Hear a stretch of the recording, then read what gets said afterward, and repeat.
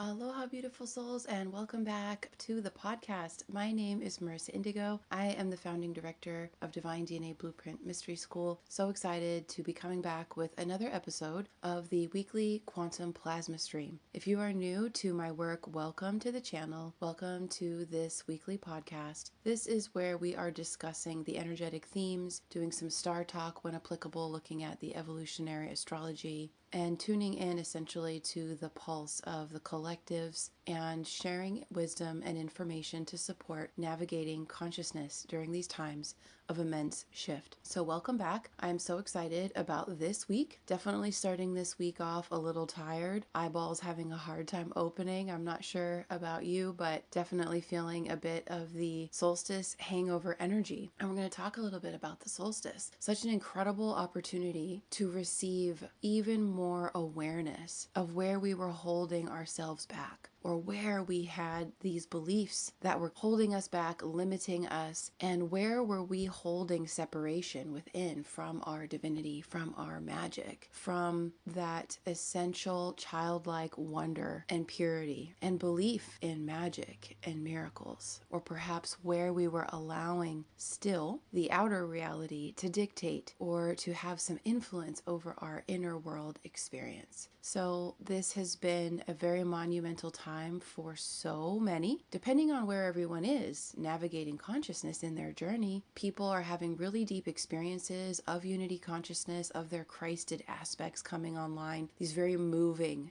feeling one with God's source universe. Some have been going through and observing the deeper subconscious layers of where we felt abandoned by God. These are all really massive transpersonal psychology kind of themes that go back, all the way to our formative years in early childhood. So some people were taking this really into a very deep and holy place. Others have been experiencing their first heart openings and really being confronted with a lot of the emotional baggage and belief systems that they were carrying, facing very deep themes like not being happy actually at their truth, at their core, like, oh my gosh, I'm really not happy, or I'm disappointed in myself, or I have shame. Even really deep and darker themes being purged from the subconscious, like I don't like myself, or I'm not happy with myself. I want to know more about who I am. So we've been observing in humanity a broad spectrum of experience, from existential crisis to these initial awakening experiences, even levels of dark night of the soul, a soul searching, all the way up to, oh my gosh, I'm one with the divine. I have always been one with the divine, and now I'm seeing how I was cutting myself off from that and suffering unnecessarily. So a lot of revelation comes through with all of this light, and it really impacts our consciousness in unique and powerful and beautiful ways. So sending you so much love as we continue through this sacred passage of illumination, and your energy levels physically could be fluctuating so much. So some days you may have some energy and some maybe not much at all, and you want to just go with the flow, right? Allow yourself to relax and have more spaciousness, more time in between, especially in this holiday season. We have a lot of obligations, right? We're excited. Some people are in a different reality entirely where the holiday season doesn't impact them as much, but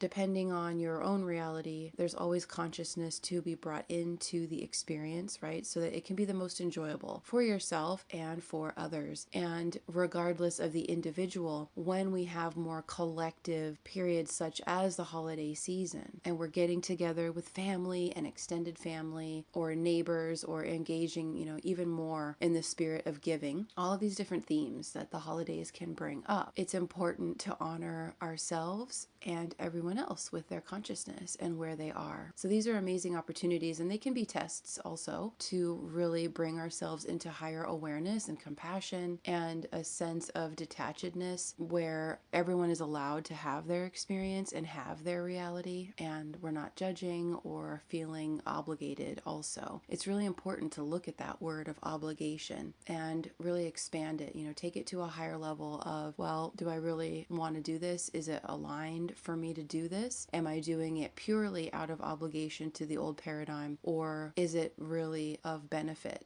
to visit with these people and to do these activities? For instance, let's say you're visiting with family and they have back-to-back things planned and it's kind of a whirlwind and you don't always have that much energy to keep up. So you decide, okay, well, what aspects of this will be good and what aspects of this can I just say, oh, you know what? I'm going to go take a little rest for myself, or I'm going to have some self-care time. I will be back. I will see you later. So it's opportunities to continue to function and be ourselves with others in community and still engage in our own flow, right? And have that self-respect and integrity and honor our energy and what's aligned for us. And so it's a fine line between serving ourselves and serving others. So many opportunities. And then on the flip side of all of that, we want to honor that there are many souls who find this time of year depressing because maybe they don't have special people in their lives, or maybe they're isolated, or they're just feeling lonely. It could be so many different scenarios here. And so it's definitely a very tender and precious time to be aware that there is heightened sensitivity on all levels, heightened self-intimacy issues coming up, interrelational also with others, and emotional. We are still going to be on this journey of emotional clearing for a very long time at deeper levels across the collectives. So if you're observing, one day feeling really good, the next day not feeling so great, feeling heavier, or having to process more dense emotions, especially when we're around family perhaps, just use it all as amazing opportunities for continuing to clear and continuing to release density from your beingness, opening your heart even more, learning how to live with self-mastery, with emotional freedom, all through the simple practice of self-love. I love myself. I love my life. They're allowed to be who they are. I'm not responsible for their emotions. So another thing we want to talk about that's important that comes up with the holiday season is emotional regulation and also nervous system regulation. There's an amazing organization called HeartMath, and they teach us all about the magnetics of the heart and the connections with our nervous system and the vagus nerve. And it's fascinating to know that in a room of people, the person with the strongest nervous system is the one that everyone is going to sync up to. What does that mean? Wow, that means it could go either way. You could have an extraordinarily toxic and negative person that's like Debbie Downer in the corner, sucking all the energy out of the room. On the opposite, you could have someone who's really bright and cheerful, lighting up the room. So whichever energetic we give our power over to, you could literally see everyone else sync up unconsciously, their nervous systems. And it's a really interesting way to start to understand unity consciousness and also how interconnected we are, and that we can do that consciously, right? We can always bring consciousness and love into every situation. Very powerful stuff. So you could use these opportunities as self-mastery tests and initiations. What do they say? You want to see how much of a master you are, go live with your family, right? Or go spend time with your family. So I'm sending you all love and courage and joy with all of this, and just enjoying the different roles that we have showed up in the human form, and bringing in all of the different multidimensional components of soul that we are, and allowing that full presence to be a part of you in every situation. That is a beautiful form of self-love and also self-sovereignty. So now when we talk about the emotions up and down, a lot of continual clearing of emotions, we've got to remember here, because sometimes it's like, oh man, there's more, I'm so tired of this. Yes, you want to ride the waves when you're really feeling great. Really milk it, enjoy it, make the most of it, stay in your appreciation and all of those higher frequency feelings and sentiments and thought forms. And then when you have a moment of contraction and going deeper, it makes it easier to just surrender and not resist. What we resist persists. So it's important to know that for the next 6 months at least, on a collective level, humanity is given the opportunity to do a lot of emotional clearing. And of course, everyone's in a different place with this. So self-care is the most important. Self-care, fill your cup, pull away, and take care of you, because you're going to notice, dear friends, for those of you who are on the consciousness journey and have been for some time, more and more of humanity is going to need you. There are people everywhere, strangers just out on the street. Everywhere you're going, there are people that are suffering, that are having their awakening, and they're unaware of what's going on. And so just your loving presence or a kind word or a smile denial or acknowledgement of another soul can be a huge game changer. And so with that, you want to make sure that your cup is full so you can show up. So you've got to show up for yourself first, because these next 20 years, it's all about the shift. And every day when you leave your house, there are going to be opportunities. Even not leaving your house, you could be getting text messages, phone calls, emails from people in crisis. I don't know what's going on. So many people in their initial awakening have physical illness or injuries or shocking events happen in order to initiate the soul searching, right? So many of us, it's such a common theme in the medicine path, right? Is that, oh yeah, I was put on this path by illness, this car accident, or I lost this loved one or this pet, right? So larger themes that begin to mirror our mortality to us, that we are not immune to all kinds of different sorts of events happening, right? So you could be observing a lot of people in crisis right now, a lot of things going on, to them, to their family members, their homes. And so you have to show up for yourself so that you can be prepared to be a good angelic human and show up for others. It's very, very important things to know. So I want to try to keep it as simple this week as possible, because we are wrapping up, if you can believe it, wow, wrapping up 2024, this 8-year. And so it's important when we look at things like goal setting and looking at the review of the year, where we want to go in the new year, it's important to talk about the Capricorn energy, because it's a very unique energy this time. So on the solstice in the Northern Hemisphere, December 21st, the sun went into the zodiac sign of Capricorn. Now, Capricorn is a very unique energy, and so we're guided to share a little bit about the depths and the heights of this energy and how important structures are going forward. So what we observe, it's very different, is this is the first Capricorn season we have had in 16 years that doesn't have Pluto in it, because Pluto just moved into the sign of Aquarius. And it's kind of like a free-falling energy. It's almost like you feel in certain parts of your life, when you're with yourself, you're like, I feel like I'm in the office and I'm all alone in the office. And it's kind of like that energy of like, when the cat's away, the mice will play. And so it's really about becoming your own authority, right? Your own self-governance, your own accountability. And so always deferring, requesting feedback and advice from your higher self, or I call it my executive director, my divine executive director, to check in and make sure that you're on track, and finding that balance in this new way of functioning where everything is connected. And if our energy is physically low, okay, we're going to honor that and do what we can. And then our physical energy will come back and we'll do more physical things and so on. And so you're finding this organic flow of functioning and aligning with, well, what task is appropriate for me to accomplish today? If at all, do I need to just rest and restore today? So it's very much going with the flow, using that water element. Water always flows downhill. And at the same time, when we're looking at the big picture, so Capricorn energy, the mystical sea goat. So if you imagine a goat that's also a mermaid, pretty interesting image, right? The ancient ones were sharing this energy with us. So the mountain goat has the ability, with its little hooves that are like clamps, to jump and hop around on some really rugged terrain, right? Where the path is maybe like 1.5 inches wide. It looks very narrow and precarious, and we're steep and we're really high up. And yet there's a sure-footedness where the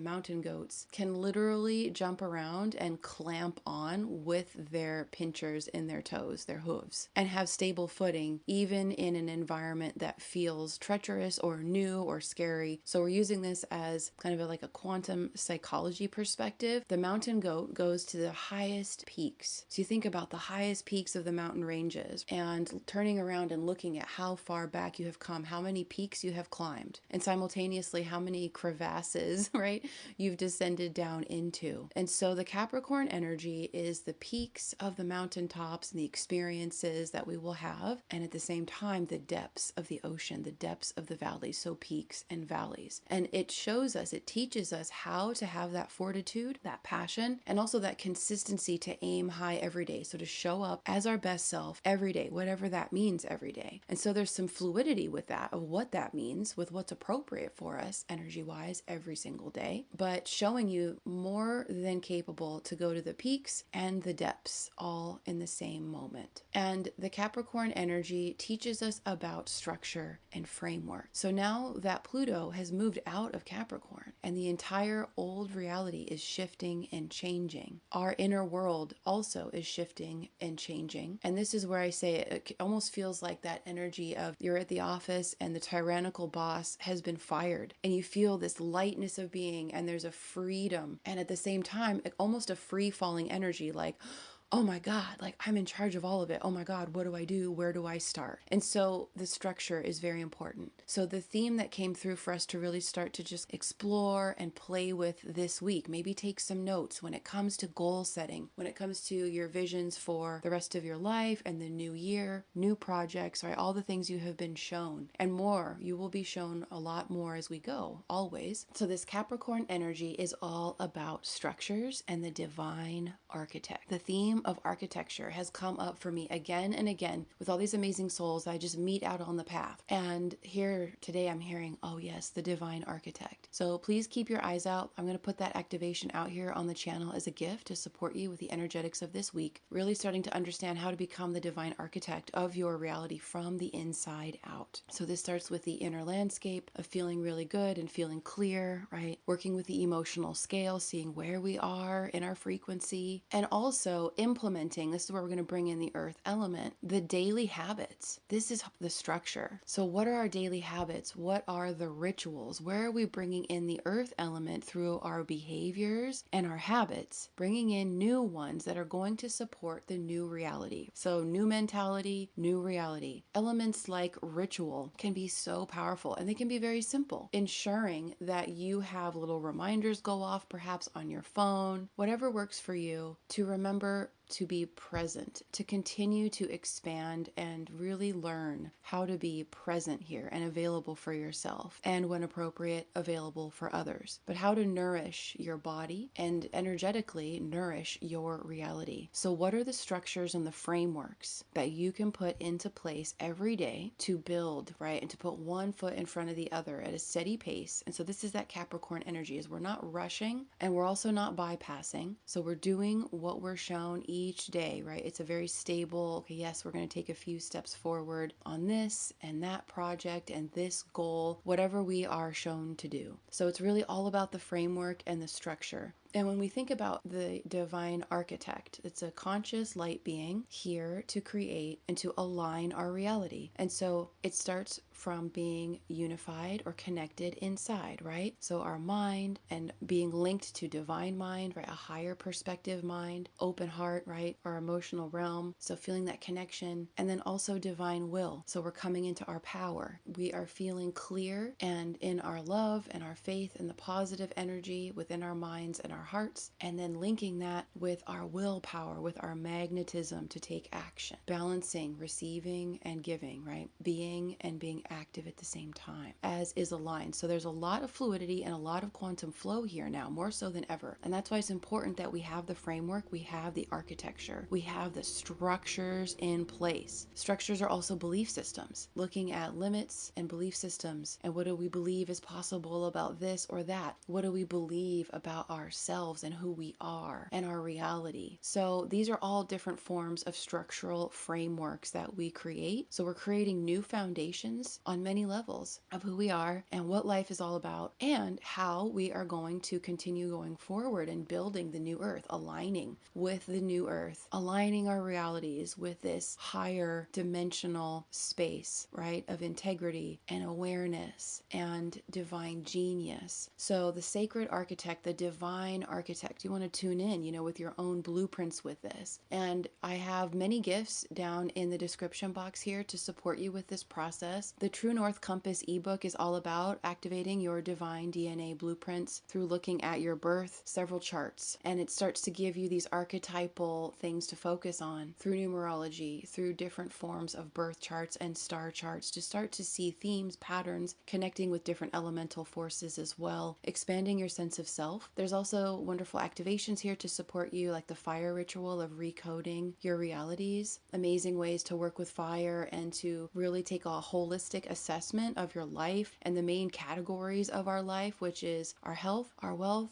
our career, and our relationships. So starting to apply the new earth principles and that paradigm energy of self-accountability onto all of these areas. I also am opening up for sessions to prepare for the new year. We're going to have a lot of energy to discuss for next week's podcast as we are officially entering the calendar year of 2025. And we also have now the membership portal where you have access to all of the courses that I have developed. It's 30 plus courses and a lot of amazing guided meditation activations, a whole community to relate and communicate and build and connect together, and 2 live webinars every month. So we have a lot of opportunities, both gifted and if you want to start investing and really coming together more. All the details in the description box below. I'm wishing you an amazing week. Enjoy. Make sure you slow down, take a beat, voice what you need, share, be open and authentic, be kind and loving to yourself and to others, right? Having that compassion that everyone is on their journey. This is an entirely new place for humanity to be, and it's an amazing time to shine and to get ready for what is to come in the new year, and at the same time to replenish ourselves. So in the Northern Hemisphere, it's very much a hibernation kind of energy, starting slow. We're on winter break right now, which I love. So my daughter is home from school and we don't have to rush off in the morning for school or any of that. It can start at a much more organic pace that the body wants. So that is to me a huge luxury. So I'm just basking in that and really appreciating that, preparing for all to come in the new year. So thank you so much for joining me today. Sending you big hugs and lots of magic and sparkle and enjoyment. Just simple, pure enjoyment of, oh my gosh, we are here on this journey. This is an amazing time for everyone, and welcoming in the most beautiful experiences and next level experiences and realities for all. I will see you soon. Namaste.